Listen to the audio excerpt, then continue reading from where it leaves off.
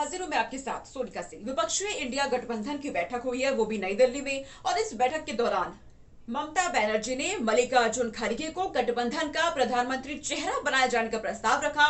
कुछ दलों ने इसका समर्थन भी किया, लेकिन अगर ये आधिकारिक तौर पर होता है और आधिकारिक तौर पर विपक्षी गठबंधन की पीएम उम्मीदवार बनते हैं मल्लिकार्जुन खड़गे, तो उनका मुकाबला होने वाला है प्रधानमंत्री नरेंद्र मोदी से। ऐसे में मल्लिकार्जुन खड़गे की ताकत क्या है? देश के सबसे बड़े दलित नेताओं में से एक है। उनका संगठनात्मक और प्रशासनिक अनुभव उनके पास बहुत ज्यादा है, लेकिन उनकी कमजोरी भी है। कमजोरी उनकी ये है कि मल्लिकार्जुन खड़गे का अपने ही क्षेत्र यानी कि कर्नाटक के गुलबर्गा के बाहर कोई चुनावी आधार नहीं है। 2019 चुनाव में अपने लोकसभा सीट वो हार चुके हैं। लेकिन मल्लिकार्जुन खड़गे के सामने जो चुनौती होने वाली है वो ये कि सबसे बड़ी चुनौती तो ये कि उनका खुद का कोई मजबूत वोट बैंक नहीं है। और ऐसे में अगर बीते 5 साल में लोकसभा चुनाव जो हुए हैं उनके नतीजों पर अगर हम गौर करें तो ये पता चलता है कि दलित वोट बैंक अब धीरे धीरे बीजेपी की ओर शिफ्ट हो रहा है।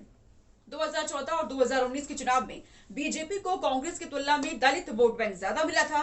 लेकिन इससे पहले की जब हम बात करते हैं तो दलित वोट बैंक कांग्रेस की ओर ही हुआ करते थे।